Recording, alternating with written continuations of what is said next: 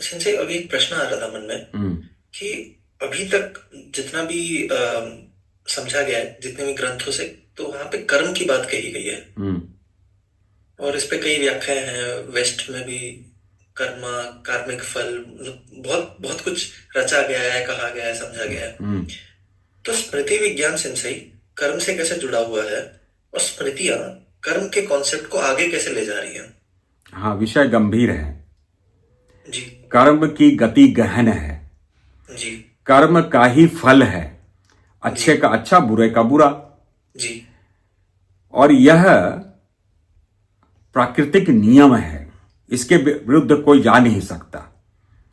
इसी के आधार पर हमारी गति है। लेकिन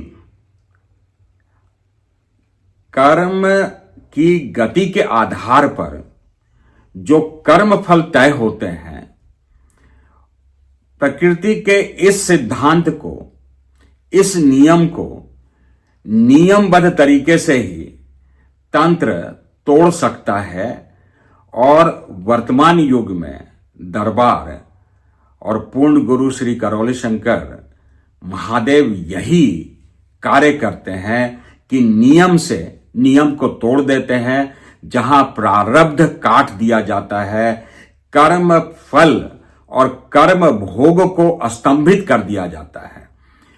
निश्चित जानिए, स्तंभित किया जाता है, फिर व्यक्ति को साधना में आगे बढ़ाया जाता है और उस साधना के आधार पर वह व्यक्ति उस स्तंभन का लाभ लेकर, उस सस्पेंशन का लाभ लेकर क्रमबद्ध तरीके से उसके भोग को मिटा देता है। तो कर्म भोग को काट देना यह दरबार कर रहा है। लेकिन कर्म फल और कर्म भोग प्रकृति का सिद्धांत है।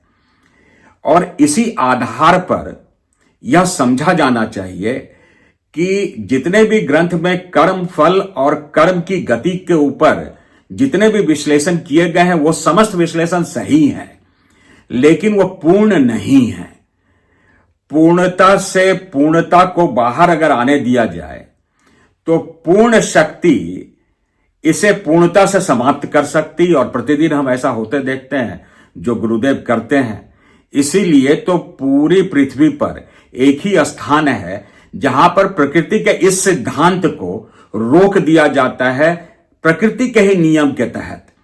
वह प्रकृति का नियम तंत्र है, तंत्र क्रिया योग है, जिसमें क्रमबद्ध तरीके से तकनीकों के माध्यम से संकल्प के आधार पर, और वह विद्या है जिसके अंतर्गत मां जगत जननी अर्थात सुप्रीम कॉन्शसनेस का मैनिफेस्टेशन जो है, उसके संरक्षण में यह कार्य होता है।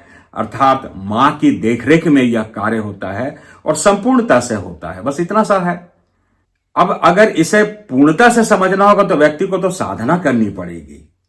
जैसे आप एरोनॉटिकल इंजीनियर हैं, मैं इंजन को देख रहा हूं, प्लेन को उड़ते देख रहा हूं, हवाई यात्रा कर रहा हूं, लेकिन मैं इंजन का निर्माण नहीं कर सकता।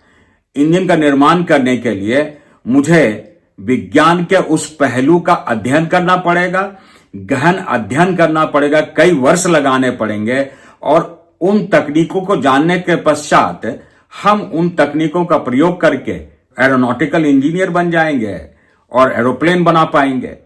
लेकिन आम व्यक्ति गलती यह करता है कि वह समझना चाहता है शब्दों से कि हम समझ ले और हम भी उसी काम में लग जाएं। यह संभव नहीं है। ठीक उसी तरह जैसे मैं प्लेन में सफर तो कर सकता हूं, हवाई यात्रा तो कर सकता हूं, लेकिन इंजन का निर्माण मैं नहीं कर सकता। पता है कि इंजन इन इन चरणों से होकर, इन इन स्टेजों से गुजरकर इंजन का निर्माण हुआ, एरोप्लेन का विकास हुआ। शब्द से मैं इसे समझ तो सकता हूं, इसके बारे में जान तो सकता हूं, लेकिन बन नहीं सकता, उसे बना नहीं सकता। तो आम व्यक्ति को पूर्णतया यह समझना चाहिए कि कर्म की गति गहन है, लेकिन कर्म फल को काटने का सामर्थ्य किसी पूर्ण महापुरुष में होगा। और वह पूर्णता लिया हुआ महापुरुष पृथ्वी में आम जनजीवन में उपलब्ध है, हमारे प्रिय गुरुदेव के रूप में।